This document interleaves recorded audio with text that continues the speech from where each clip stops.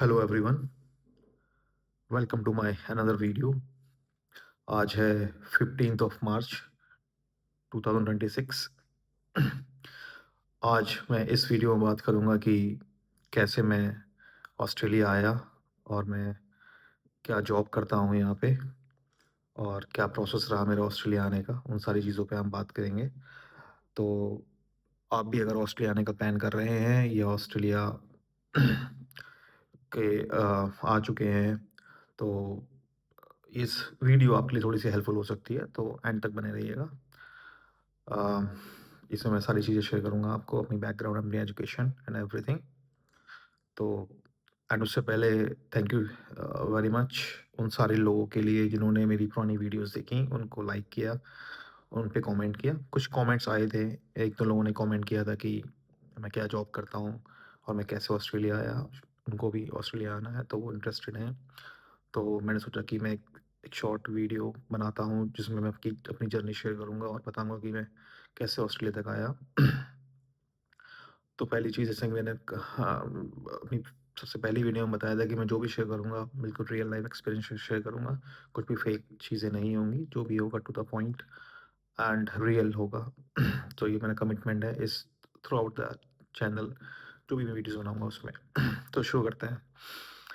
सबसे पहले मैं आपको अपनी बैकग्राउंड, अपनी एजुकेशन के बारे में बताना चाहूँगा कि मैंने 2016 में कंप्यूटर साइंस में बीटेक किया था।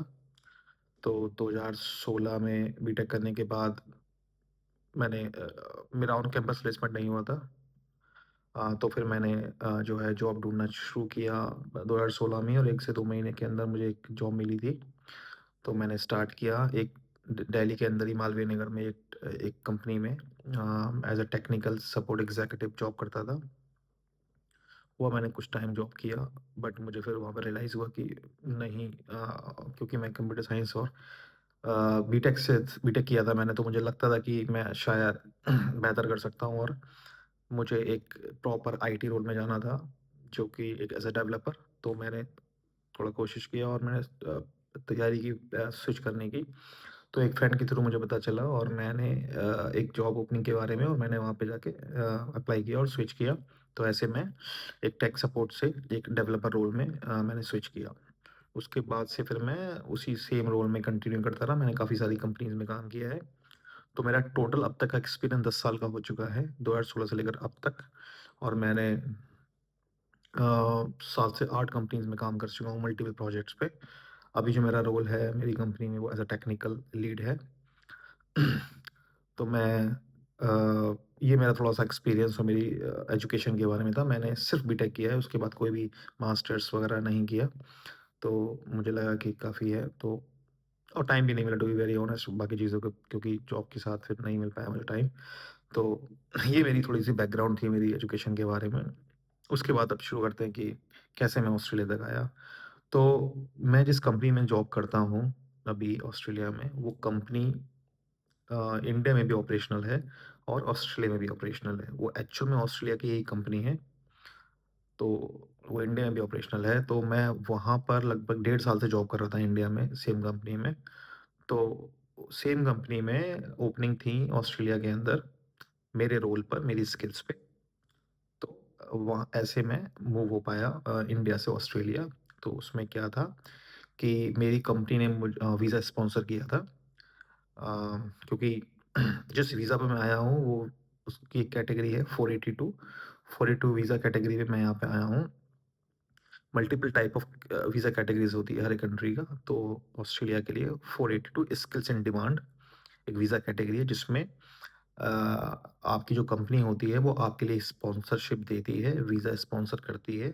उसका मतलब ये होता है कि वो अप्लाई करेगी आपके लिए वीज़ा, और वो कंपनी आप उसका पर्पज़ ये होता है कि हमें जिस स्किल्स की डिमांड है, वो ऑस्ट्रेलिया में उनको नहीं मिल पा रही है। इस वजह से उनको इंडिया से जो है रिसोर्सेज़ को हायर करना पड़ रहा है। उसके बेस पे वो आपको वीज़ा अप्लाई करती है उस पर्टिकुलर कंसर्न में, और फिर वो आप जो है आपका वीज़ा आपको अप्रूव होता है, तो आपको वो वीज़ा ग्रांट होता है। तो वीज़ा ग्रांट होने में, मतलब पूरा वीज़ा प्रोसेस होने में लगभग 3 महीने लगे थे। जब मतलब पहले दिन जब मैंने अप्लाई किया था, बहुत सारे डॉक्यूमेंटेशन की बहुत सारा वो अलग एक प्रोसेस है, वीज़ा कैसे अप्लाई होता है, क्या-क्या डॉक्यूमेंट दिस एंड दैट। उसके लिए अगर आपको ज़्यादा इन्फॉर्मेशन चाहिए हो तो प्लीज़ कमेंट करिएगा, मैं उस पे भी एक अनदर वीडियो बना दूँगा कि कैसे क्या प्रोसेस होता है, क्या डॉक्यूमेंटेशन की रिक्वायरमेंट होती है। तो बट अभी मैं सिर्फ़ एक जनरली एक हाई लेवल एक ओवरव्यू देना चाहता था कि मैं कैसे मूव हुआ ऑस्ट्रेलिया में। तो 3 महीने लगे मेरा वीज़ा आने में, तो मेरा वीज़ा आ गया था। उसके बाद मेरी ही कंपनी ने मेरे टिकट्स बुक किए।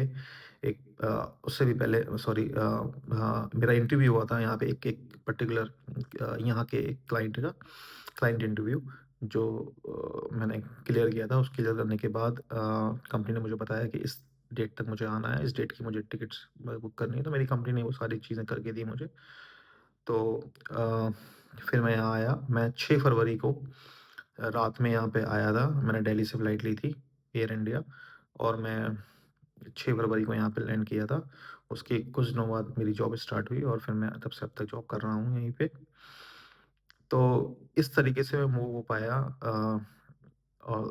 इंडिया से ऑस्ट्रेलिया में। तो ये थोड़ी-सी एक शॉर्ट जर्नी थी मेरी।